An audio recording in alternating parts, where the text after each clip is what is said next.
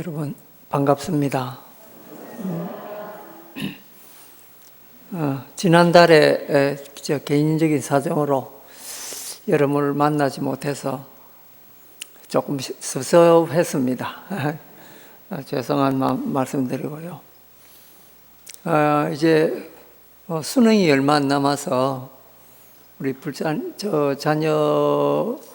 입시 자녀를 가지신 불자님들 마음을 많이 쓰시고, 또 어저께도 이제 철야 정진 하신다고 고생들 많이 하셨습니다.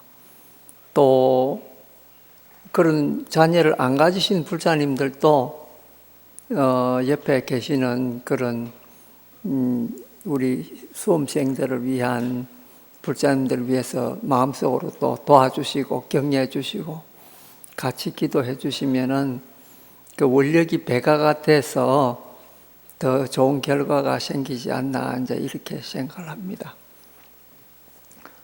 참 그 작은 나라에서 그 좋은 대학은 적고 또 좋은 대학을 나와야 평생 또 직장을 구한다든지 이런데 그 구애를 받지 않기 때문에 참 그 어린 학생들한테는 너무나 어렵고 부모님들도 너무나 마음고생을 많이 하는 그런 지금 사회제도가 되어서 너무나 안타깝습니다. 사실은 그 영국이라든지 프랑스나 미국 이런 선진 국가에서는 대학 들어가는 것이 그렇게 어렵지 않습니다. 그 대신 그런 나라에서는 졸업하는 게 무척 힘듭니다. 그런데 우리는 대학 가기는 굉장히 어려운데 졸업하기는 굉장히 쉽죠. 그건 무슨 말이냐 하면요, 입시 들어갈 때는 정말로 그 3년 동안 혼신의 힘을 다해서 들어가 놓고 정작 대학에서는 많이 이렇게 놉니다. 공부들을 제대로 안 하죠. 그리고 이제 적당히 리포트 쓰고 교수님이 좋은 점수 주면 그냥 졸업을 하는 거죠. 그런데 옛날부터 대학은 그때부터 공부의 시작이다, 이렇게 여겨져 왔습니다. 그런데 우리는 고등학교만 졸업하면은 대학 들어가면 뭐가 다 되는 것처럼 생각을 하는데 그게 큰 잘못이죠. 우리가 이런 제도, 이런 생각부터 바꾸지 않으면은 우리 자녀들, 우리 손자들 계속해서 대학 입시 지옥에서 벗어날 수가 없습니다. 그래서 대학이라는 곳은 정말로 인생을 시작하는 기점이 될 뿐만 아니라 모든 학문을 거기서부터 닦아 나가는 기초가 되는 그런 곳인데, 대학을 들어가고 난 뒤에는 정말로 공부를 잘 하질 않죠. 우리나라 대한민국 어느 대학에 24시간 도서관에 불이 켜져 있는 데 있습니까? 그러나 그 선진국의 대학을 보면은 고등학교 다닐 때보다 더 힘들게 대학을 다니고 있습니다. 심지어 대학을 10몇 년씩 다니는 사람을 봤습니다. 졸업을 안 시켜줄 거죠. 그만큼 힘드는 게 대학이고, 그런 대학을 나오면은 정말로 사람들이 감탄할 만큼 실력을 갖추고 그렇게 나오는 거죠. 그렇게 생각해 보면은 우리 지금 대학 제도가 너무나, 그 입시 제도가 너무나 잘못되어 있다, 이렇게 볼 수 있습니다. 그리고 우리는 그 기초를 너무나 무시하고 있습니다. 고등학교까지는 의무교육입니다. 이거는 기초도 들어가지도 않는 겁니다. 그냥 의무입니다. 근데 기초는 언제부터 하느냐? 대학 가서 하거든요. 모든 학문에. 거기서 전공을 선택해서 하는데 고등학교 때 무슨 전공이 있습니까? 그러니까 김씨도 하고 이씨도 하는 모든 국민들이 해야 되는 것을 고등학교까지 하고, 전공이라는 것은 자기가 그거를 기반해서 자기 자신을 업그레이드 되는, 할 수 있는 학문을 하는 게 그게 전공이지 않습니까? 그런데 그거는 대학에서 기초로 하는 거거든요. 그래서 그 뒤에 조금 발전해서 석사도 하고 박사도 하는 거지.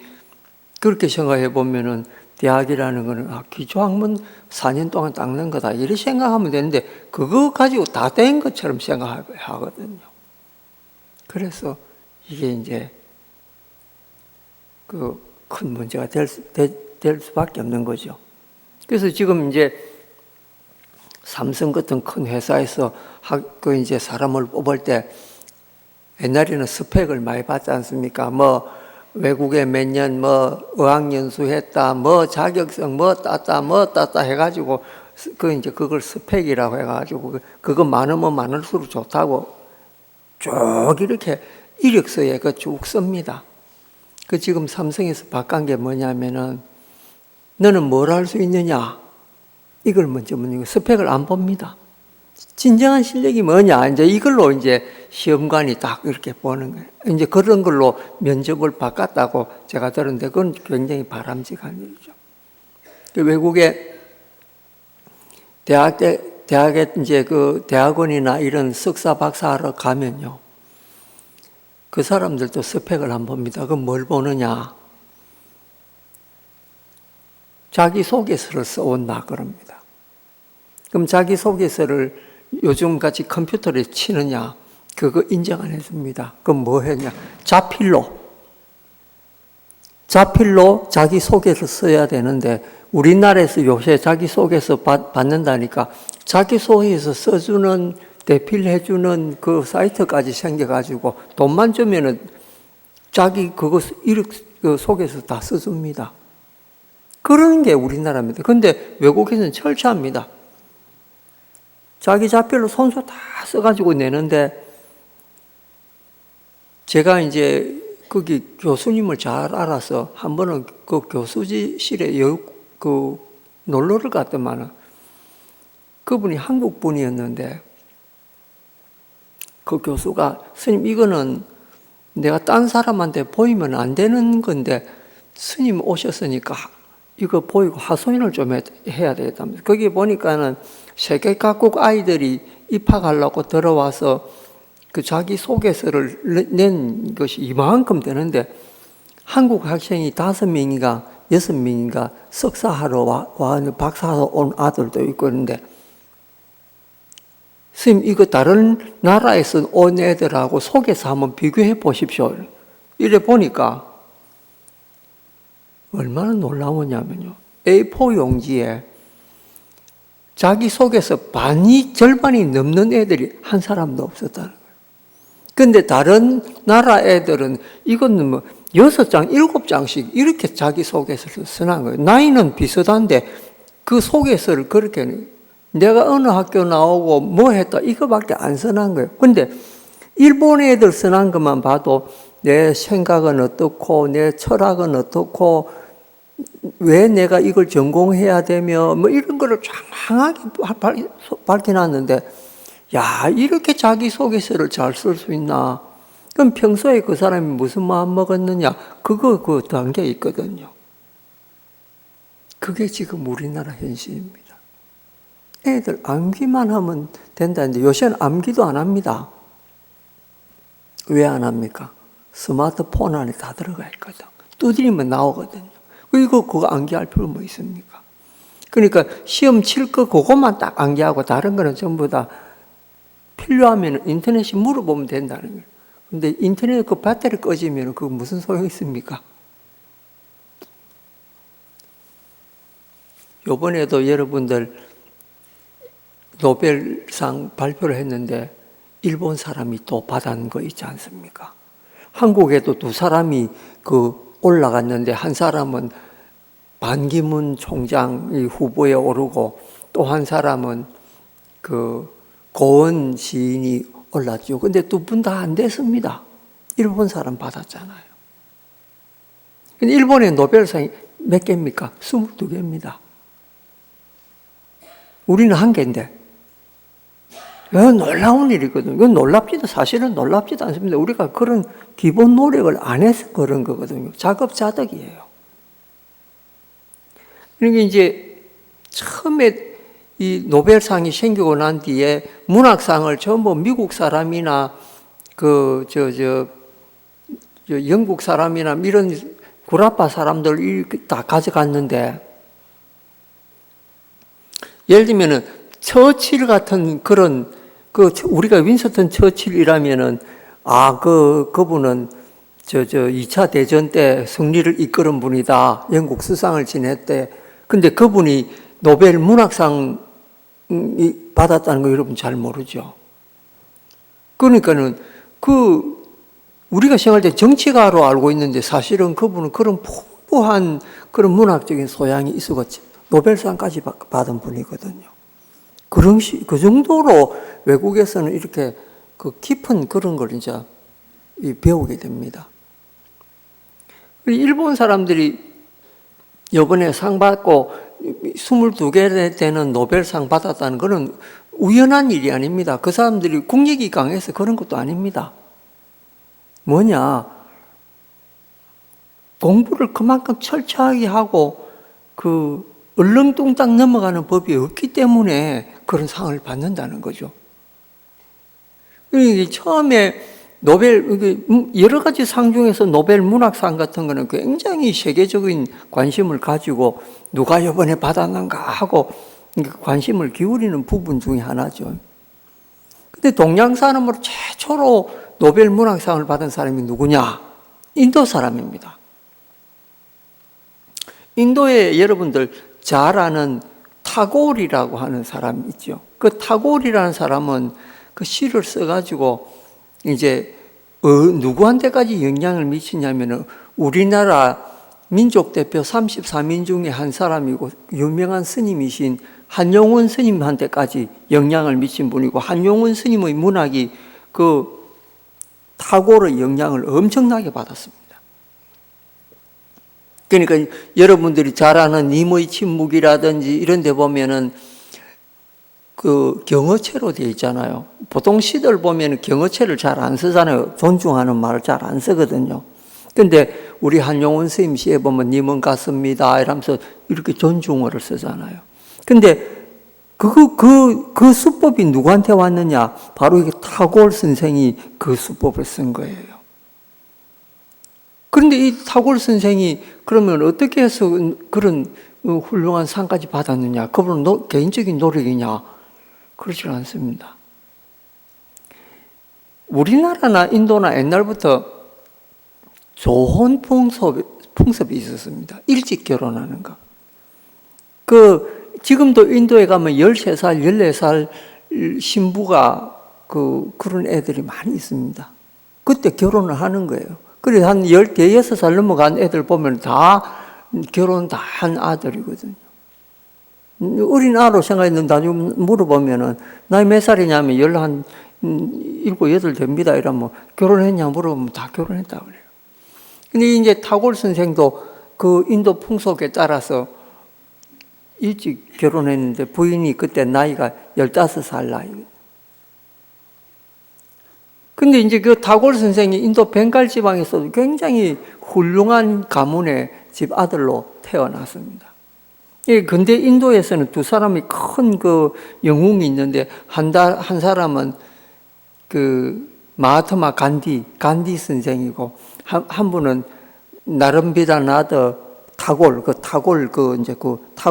간디 이 두 분이 이제 인도의 근대 큰 영웅이죠. 한 사람은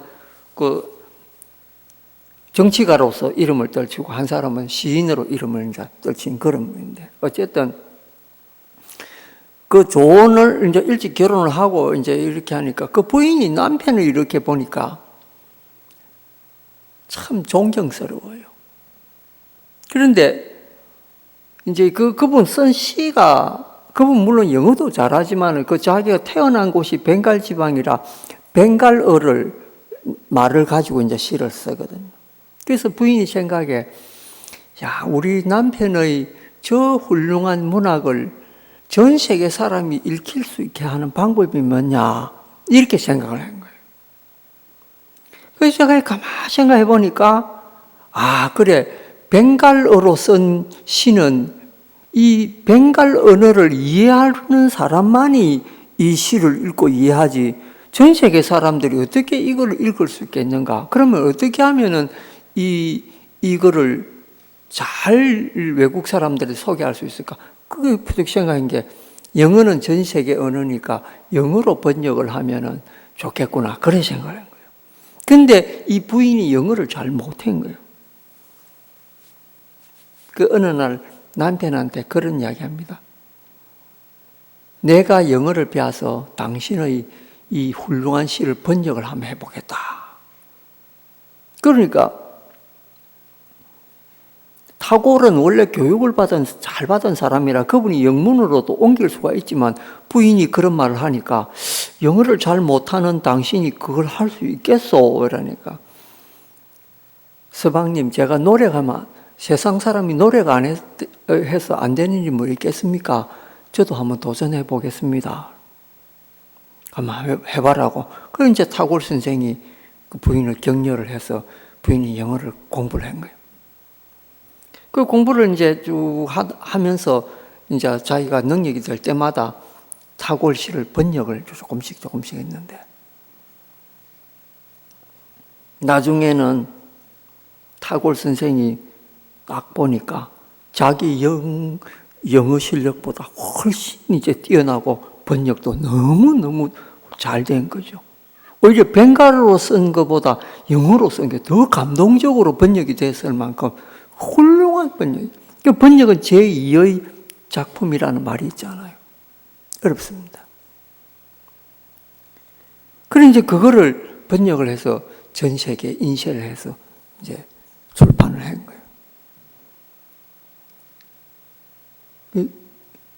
그러고 나니까 노벨 그 문학 그 판단하는 데서 보고, 이렇게 훌륭한 시가 있나? 그러면 우리가 이 시를 지은 사람한테 노벨 문학상을 주자. 그러니까 반대가 나는 거예요. 이 이름도 이상하고, 그 나빈드라나드 타고르라는 이름이 그 서양 사람들한테는 이상하게 들렸던 모양이에요. 이 이름도 이상하고, 이름도 없는 그 무명인 이 시인한테 이걸 우리가 줄 수 있느냐? 그래도 미국과 영국에 훌륭한 작가들도 많은데 왜 이 사람들한테 안 주고 주냐? 근데 그 이제 노벨 문학상 그 위원회에서 하는 말이, 한번 봐라, 이 시는 특이하고 지금까지 우리들이 쓴 거하고는 영 다른 딴판의 뭔가 영혼이 들어있는 시다. 이런 시한테 작품상을 안 주고 어떻게 하겠냐? 그래가지고 그분들이 다시 토의를 해가지고 타고르 선생한테 문학상을 최초로 수여를 한 거예요. 그러니까 동양 사람으로서 인도 사람이 처음 문학상을 받게 되니까 얼마나 그 기뻐할 일입니까?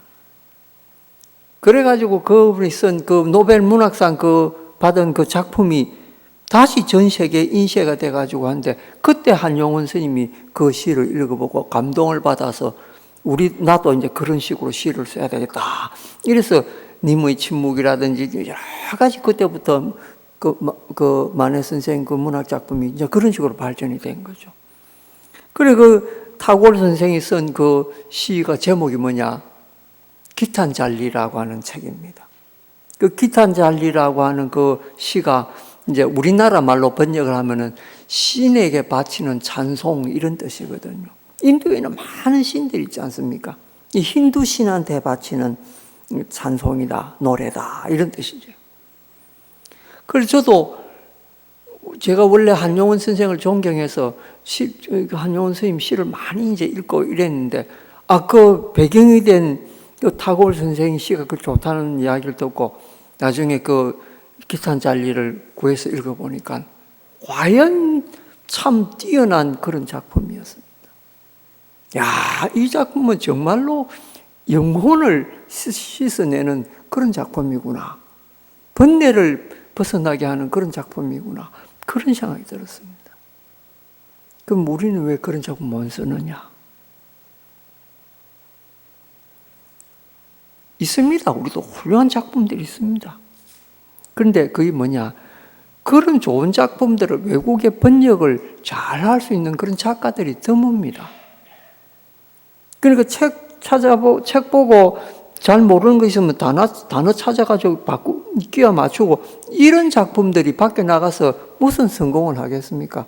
시라고 하는 거는 사람 가슴 속을 울리는 맛이 있어야 되는데 그런 식으로 번역을 제대로 못하는 사람, 마음에 그 시심이 가득해야 되는데 그런 시심이 가득한 사람이 없는 그냥 문학적 이 번역적인 소양만 가지고 하는 사람이 쓴 번역한 시가 무슨 감동을 주겠느냐는 거죠.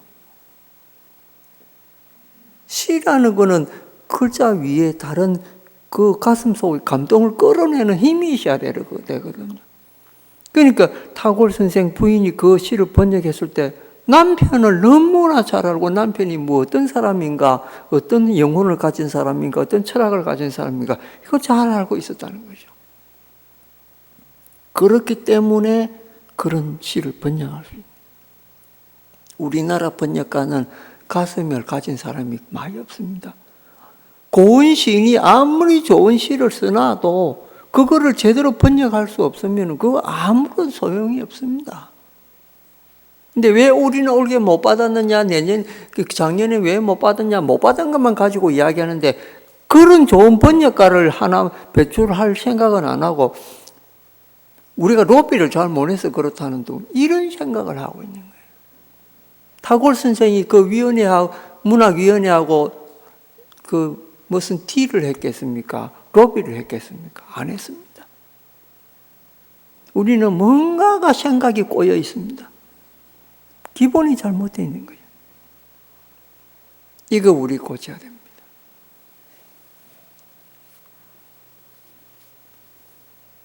그래서 이 부처님께서도 늘 말씀하시지만 인생의 기본이 뭐냐? 그거 늘 생각해봐라. 우리가 이번에 지금 유마경 하고 있는 대가전연의 설법 이것도 그거하고 연결을 하면 할 수 있습니다. 자, 지난번에 이어서 이번에도 대가전연 설법을 이제 계속 하겠는데요. 여러분 그 책은 55페이지 있는 거 아시죠?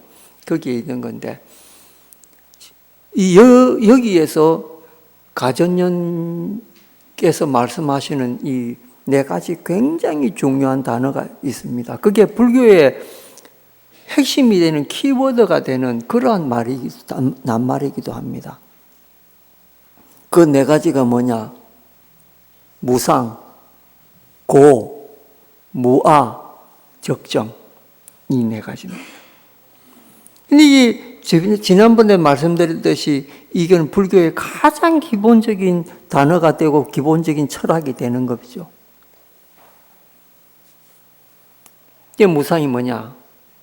우리가 생각할 때 생과 멸하는 게 있으니까 나는 것이 있고 생겨나는 것이 있으니까 또 사라지는 것도 있다. 그게 무상하다. 그게 무상의 의미 아닙니까? 우리는 지금까지 인생이란 너무나 허무하구나. 어디서 나서 어디로 가느냐? 늘 존재하지 않기 때문에 늘 변하기 때문에 그럼 무상한 거다.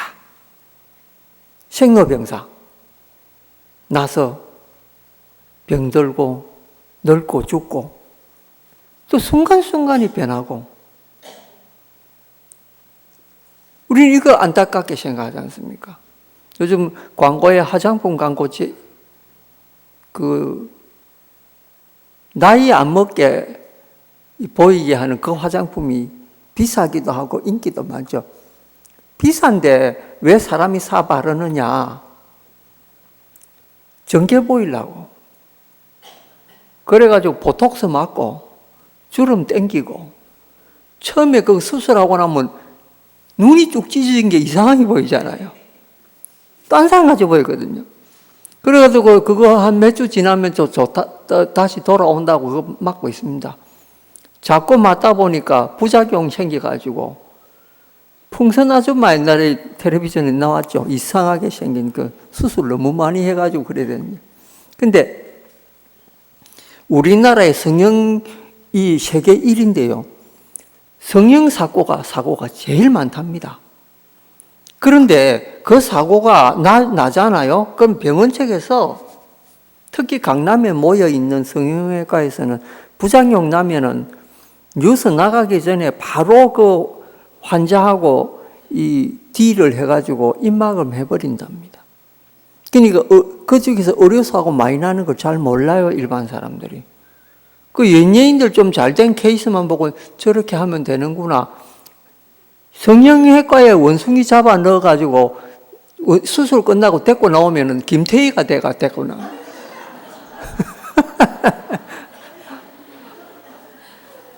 그 정도로 기술이 뛰어난데 안 가려고 하는 사람이 누가 있겠습니까? 자기한테 부작용 오는 거 생각 안 하거든요. 부작용 오는 거 생각해 보면 그거는 막 얼마 전에 자살한 사람도 있지 않습니까? 그렇습니다. 그러니까 이게 미의 기준을 봐도 우리가 좀 젊어지려고 좀 예뻐지려고 이러는 게 인간의 본연의 마음인데, 병들기 싫고 늙기 싫다는 거는 그거는 너무나 당연한 거죠. 죽기 싫은 거는 이 좋은 세상에서 왜 죽냐? 먹고 살만하면 안 죽으려고 발버둥 치죠. 그런데 인생이 그렇습니까? 다 이 생자 필멸이라고 난 사람은 반드시 죽게 돼 있습니다. 그러니까는 사람들이 무상무상하는 거죠. 인생 무상하다. 인생은 나그네 길이다. 너무나 쓸쓸한 노래들 하고 있습니다. 유막 의사가 와가 뭐라 합니까? 나고 멸하는 거, 그런 게 없는 게 무상을 이해하는 거라고 이렇게 표현하거든요. 세상에 나고 죽지 않는, 나고 멸하지 않는 게 세상에 어떻게 존재합니까? 근데 유막 의사는 현상은 그렇는데 본질은 그런 게 없다 이렇게 이야기를 하거든요. 우주 공간을 한번 보십시오. 우주 공간에 하루에도 여러 수천 개의 별이 폭발해가 없어지고 새로 생기고, 우리 지금 눈으로는 안 보이지만은 그 천체 과학자들 이야기 들어보면은 별자리가 그렇게 많이 이렇게 죽고 태어나고 한답니다. 마치 우리 몸에 있는 엄청난 많은 그 세포가 하루에도 몇백만 개가 죽고 또 몇백만 개가 생산하지만은 우리 몸은 멀쩡한 것처럼, 그렇게 우주에도 그런 많은 변화가 있지만 우주의 큰 자체는 그런 거하고 관계없이 존재한다는 거예요. 그건 단지 그 속에서 조그만 것들이 움직이실 뿐이지 큰 우주 자체는 변함이 없다는 거죠. 원효대 유막 의사가 말씀하시는 이 생과 멸의 그 본질이라는 게 그런 거라는 거예요. 원래 그건 없다. 생과 멸이라는 거는 원래 있는 게 아니다. 우리 중생의 관점으로 볼 때 우리 육신을 가졌으니까 이런 것들이 멸하고 하는 거지, 우리가 가지고 있는 원래 불성의 그 자리, 그런 자리는 영원하다는 거예요. 저 우주 전체와 같이 변함이 없다는 거예요. 그거를 이해하면은 이 몸이 늙고 병들고 하는 거는 그거는 막 너무나 당연한 거다. 이렇게 우리가 볼 수 있다는 거예요. 희망을 메시지를 주고 있습니다. 그러니까 우리는 큰 차원에서 우리를 봐라. 우리가 그러면은 이 몸이 죽고 나면 어찌 됩니까? 그럼 우주와 동일시 된다는 거죠. 슬퍼할 필요가 없다는 거예요. 이걸 우리 임시로 가지고 있던 그 옷과 같은 거죠. 옷 좋은 거 처음에 입으면은 안기도 겁나잖아요. 이 비싼 옷을 이러면서. 근데 세월 좀 지나면은 그 옷 그냥 버리게 됩니다. 그런 것처럼 이 몸이라고 하는 것은 그 옷 갈아입는 것과 같아. 그래서 옛날 큰 스님들 돌아가실 때 내 옷 갈아입을 때가 됐다 이러시거든요. 기쁘게 갈아입는 거예요. 왜? 그분들은 우리 본래 그게 뭔가, 주인공이 뭔가 알고 있거든요. 이 몸뚱이가 주인공이 아니라는 걸 알기 때문에 이건 철저히 갈아입는 옷과 같아. 이렇게 표현하는 거예요. 그걸 이해하면은 또 헤어질 때가 있지 않습니까? 그럼 뭐 기부 입기든지, 요즘은 기부 입지도 안 하고 다 버리죠. 헤어진다는 게 뭡니까? 이 병드는 거죠. 사람 몸으로 치면은. 이건 당연한 거예요. 자주 있다 보면 헤어지고 떨어지고 문제가 생기죠. 단추도 떨어지고, 이 자크가 또 고장나고 그러지 않습니까? 그러니까, 우리 몸뚱이도 마찬가지. 좀 사용하다 보면 병나는 거 당연하고 죽는 게 당연한 거죠. 그걸 가지고 연연하지 마라. 이거, 우리의 본질이라고 하는 거는 영원히 멸하지도 않고 나지도 않고 죽지도 않고 그런 존재다. 정말에서 윤회를 하지 않는 존재다. 예. 우리가 이 불자들이 자각하면은, 불교라는 거는, 기본이 그런 큰 틀에서 봐야 되는구나. 이렇게 생각해요. 그래서 뭐 죽고 헤어지고 하는 것도 슬프지 않아요. 그냥, 그래, 때가 됐구나. 뭐 이렇게 담담하게. 이거죠. 그 다음에 이제 두 번째, 고해에 대해서 이제, 인생은 여러 가지 고통이 있습니까? 아까 전에 말씀드린 대로 생로병사의 고통이 있고, 또 사랑하는 사람과 헤어져야 되는 고통, 또 이 구하고 있는데 못 구하는 거, 뭐 이런 여러 가지 고통들이 있습니다. 그럼 이 고통을 그럼 어떻게 우리는 봐야 되느냐? 그 고통이라는 것은 본래 없다. 이또 유마거사 이렇게 설명하고 있거든요. 고라는 게 어디 있느냐? 우리 육체가 있으니까 욕망이 생기고, 욕망을 따라서 구하려다 보니까 못 구해지니까 가슴 아프고, 이런 거 아닙니까? 그게 못 구하는 고통이고, 생로병사는 저절로 우리 몸이 생겨났으니까 있는 고통이고, 어쩔 수 없는 거죠. 나이 들면 눈 어두워지고 귀 어두워지는, 이거는 당연한 고통이죠. 근데 요즘은 현대의학 힘을 얻어가지고 그거 참 조금 옛날보다는 좀 많이 나아지긴 했습니다. 근데 그 대신 환자들이 더 많아졌죠. 환경을 파괴시키고, 또 몸에 적당한 영양을 유지해야 되는데 좋은 거 많이 먹고 하다 보니까 몸에 과부하가 걸려가지고 병이 납니다. 그러니까 고통을 자기가 자초를 하는 거예요. 그러니까 이렇게 고통을 생각해 보면은 인간이 근본적으로 고통인데, 우리가 그러면은 고다, 고해, 고통이다 이런 것만 생각하면 불교는 너무 염세적이다. 뭐 세상을 왜 그렇게 고통으로만 바라보고 좋은 것도 있는데 왜 고통 속에서만 고통을 생각해야 되느냐? 이건 너무 비극적인 거 아니야? 그렇습니다. 진짜 비극적입니다. 근데 여러분 이걸 잘 이해하셔야 됩니다. 과연 그럼 고라는 게 뭐냐? 불교에서 말하는 그 고라는 것을 잘 이해하지 않으면 불교를 이해한 게 아닙니다. 그럼 불교에서 고라는 것을 그냥 고통이라고 이해하느냐? 아닙니다. 그 고라는 말은 그 고통이란 말도 있지만은 왜 고통스럽느냐라는 뒤에 그 전제가 붙습니다. 첫째, 불만족하기 때문에 고통스럽다는 거죠. 그래서 불만족. 우리는 우리한테 주어진 이런 것들을 만족하는 경우가 거의 없습니다. 우린 조그만 거에 불만족하죠. 뭐 조금이라도 없으면은 만족스럽지 않고, 또 내가 원하는 것이 채워지지 않으면 만족스럽지 않습니다. 그런데 이런 말이 있지 않습니까?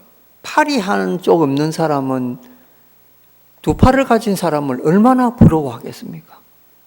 다리가 한쪽 없는 사람은 다리를 가진 그런 사람을 부러워할 겁니다. 맹인은 눈 뜬 사람을 부러워하고요. 그러니까 알고 보면 이 고통이라는 게 자기가 생각해서 불만족스러운 거지 사실은 다 만족한 거거든요. 일본 사람이 쓴 그 오체 불만족이라고 하는 책이 있는데 거기 보면은 팔다리도 없고 이런 분이 만족한 삶을 구가하면서 살아가는 그런 내용입니다. 자기의 이 불만족스러운 것을 그래도 이 몸뚱이 받은 게 어디냐? 그래도 이 몸뚱이가 있는 게 존재하는 게 어디냐? 행복하게 생각하면서 사는 그런 내용으로 적어놨습니다. 우리같이 사지가 멀쩡한 사람들이 보면 도저히 이해가 안 갈 만큼 그런 어려운 상황 속에 있으면서 만족한 걸 표현하고 있거든요. 우리는 이렇게 걸을 수 있고 볼 수 있고 이 마음대로 음식을 먹을 수 있는 이걸 만족스럽게 생각하지 않습니다. 뭔가 부족한 걸 자꾸 찾아다니면서 나는 부족하다, 뭐가 부족하다 이렇게 부족한 것만 생각하거든요. 근데 반대로 생각해 보면 내 만족한 걸 생각해 보면은 그거는 엄청난 축복입니다. 그래서 이 세상은 기본적으로 만족하지 않는 그런 세상입니다. 그 다음에 두 번째 왜 고냐? 불완전한 그런 거기 때문에 이 세상은 만족하지 않다. 정말해서 그런 게 고다. 이 세상에 완전한 게 어디 있습니까? 그런데 완전하지 않는 것이 이 세상의 근본 원리거든요. 그런데 우리는 그 원리를 갖다가 망각하고 완전한 걸 바랍니다. 중국에도 그런 말이 있죠. 어떤 사람이 옥을 하나 얻었는데 자기가 그 옥을 보니까 너무나 아름답고 완전 무결해서 이거는 그 왕한테 선물을 바쳐야 되겠다. 그래서 왕한테 그걸 선물로 바칩니다. 그러니까 그 임금님이 그 옥을 보고 이 옥 이름이 뭐냐? 이러니까 이 옥은 결점이 하나도 없기 때문에 옥 이름이 완벽입니다. 이러거든요. 완자가 완전할 완자, 벽자가 벽옥 벽자. 그 벽옥이라는 게 푸른 옥이거든요. 그 완자는 완전한 완자니까 완전히 결점이 없는 푸른 옥 이런 뜻입니다. 완벽. 우리가 보통 완벽하게 됐다 이런 말 하잖아요. 바로 거기서 나온 겁니다. 그런데 그 임금님이 그 옥을 아주 세밀하게 관찰하니까 점이 하나 있었던 거예요. 그래서 그 사람 보고 한 말이 이게 무슨 완벽이냐? 이 점 하나 있잖아. 이 세상에 완벽이라고 하는 건 없어. 이런 말을 했다는 거예요. 여러분, 완벽이라는 게 있을 수 있겠습니까? 없습니다. 그래서 부처님께서는 이 세상을 불완전한 세계다. 이렇게 보신 거예요. 그래서 이 고가 뭐냐 물어볼 때 여러분한테 누가 묻는다면은 불완전하고 불만족한 거. 그렇기 때문에 고라는 말이 나왔다. 이렇게 이해를 하시고 이렇게 설명해야 됩니다. 그냥 고통이다. 이 두루뭉실로 이야기하게 되면은 듣는 사람도 저 사람 불교 믿는 사람들은 전부 다 염세주의자들이다. 이렇게 표현하거든요. 세상을 어둡게 본다. 세상을 나쁘게만 본다. 우울하게만 본다. 이렇게 생각하고 좀 적을고 명랑한 건 없나? 불교는 그렇게 이야기하거든요. 그러니까 우리가 설명을 잘해야 되는 거예요. 그럼 뭐냐? 왜 고통이냐라고 할 때 불만족하고 불완전하다. 그걸 누가 들어도 이 사리에 맞고 이제 맞구나. 그러면 불완전하고 불만족하지만은 그 속에서 우리가 희망을 찾고 즐거움을 느끼고 그런 삶을 찾아야 되는 거 아니겠습니까? 그때 희망이 있는 거죠. 그래야 우리 인생이 즐거워지고 그런 걸 인식할 때 고통이 와도 그래 부처님께서 이 세상은 불완전하고 불만족한 건데 그런 말씀하셨어. 그럼 우리가 이 속에서 뭔가 빛과 같은 그런 희망을 찾고 즐거움을 찾아야 되겠다. 그 마치 사지가 다 없는 사람이 즐거움을 찾는 그 일본 사람이 쓴 책처럼 그런 이 지체 부자유한데도 그런 즐거움을 누릴 생각을 하는 것처럼 그런 희망으로 나아가야 될 게 우리 부자들 마음이 아니겠습니까? 이제 그렇게 보는 거예요.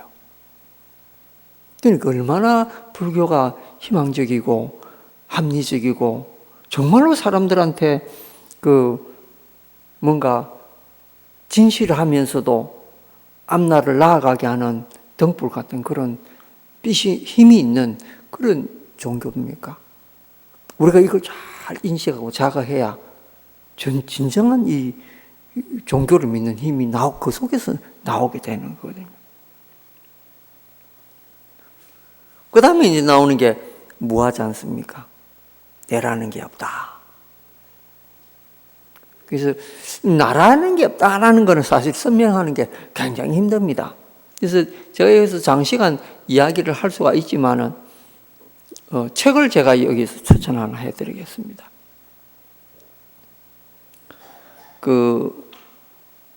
나라고 할 만한 것이 없다. 이런 책이 있습니다. 스리랑카 스님이 쓴 책인데요. 아마 서점에 그게 어떨 때 나오기도 하고 안 나오기도 하는데, 이제 월폴라 라훌라라고 하는 스님이 쓴 거거든요. 월폴라 라훌라. 라훌라는 부처님 아들 이름하고 똑같죠. 월폴라 라훌라이라면 기억하기 쉬울 겁니다. 이 스님이 쓴 What Buddha Taught라고 하는, 영어로는 그렇게 하는 책인데요. 그게 한국어로 번역이 되어 있습니다. 부처님은 뭘 가르치셨나? 이런 뜻이거든요. 제목이, 책점이 어떤 책은 부처님은 무엇을 가르치셨나? 이런 제목으로도 나오고, 어떤 책은 이제 나라고 할 만한 것이 없다라는 어떤 이런 책 제목으로 나온 것도 있습니다. 그 책을 읽어보시면은 무상, 무아, 고, 제가 지금까지 말씀드린 데 대해서 아주 불교 교리를 논리 정연하고 너무나 쉽게 잘 설명이 되어 있습니다. 여러분한테 이 책 한 권 권해드리겠습니다. 그럼 무아란 과연 뭐냐? 어떤 거든지 부처님께서는 주체라는 게 할 만한 게 없다, 이런 말씀하셨습니다. 주인공이 될 만한 게 없다. 왜? 전부 우리 몸뚱이도 온으로 이루어진 거기 때문에. 그리고 이제 시계에 의해서 온이라고 할 것 같으면 무슨 물, 바람, 공기, 흙, 뭐 이런 것들 있지 않습니까? 그런 걸로 우리 몸이 이루어졌다는 거죠. 그 이제 그게 기운이 빠져가 흩어지게 되면은 막 사라지게 되는데, 그걸 갖다가 우리가 흙이라고 이야기할 수 있습니까? 우리 몸을 물이라고 이야기할 수 있습니까? 그럴 수는 없거든요. 근데 그게 합일이 되는데, 그것만 합해 놓으면 그러면 사람이 되느냐? 그렇지는 않습니다. 무슨 정신이라는 것도 들어오고 영혼이라는 것도 있어야 되고 뭐 그런 거 있거든요. 근데 그건 눈에 잡히는 것도 아니거든요. 그러니까는 나라고 특별하게 할 만한 것도 없다라는 거죠. 그 우리가 영혼만 가지고 나라 할 수 있느냐? 그렇지도 않다는 거죠. 그렇게 생각해 보면은 과연 내라고 할 것이 무엇이 이 세상에 있느냐? 근데 유마거사께서는 뭐라냐? 그런 게 무아가 아니다는 거예요. 무아라는 것은 니도 인정하고 나도 인정하고 다 인정이 되는 걸 알아야 된다. 그렇게 이야기합니다. 정말에서 니도 있고 나도 있다라는 거예요. 여기서 나오는 무아하고는 좀 더 포괄해서 이 개념이 큰 그런 의미가 있습니다. 이 무아의 의미죠. 그 다음에 이제 적정인데, 적정이라고 하는 거는 모든 것이 이제 번뇌가 다 떠나고 고요하다는 그런 뜻인데, 유마거사는 번뇌까지 포함하지 않으면 그런 진정한 적정이 아니다, 이렇게 설명하고 있습니다. 그러니까 여러분, 참 불교 교리는 이렇게 깊고 넓고 우리를 정 본질을 보면서도 변화하는 그것을 내 것으로 만들 수 있는 그러한 내용을 담고 있다, 이렇게 말씀드릴 수가 있습니다. 자, 이제 대가전연의 설법은 우리가 여기서 이제 하고 다음에는 다른 이제 장으로 넘어가도록 하겠습니다. 예, 그동안 또 경청해 주신 여러분 고맙고요. 우리 수험생 이번에 시험 잘 보도록 다 함께 기원하겠습니다. 감사합니다.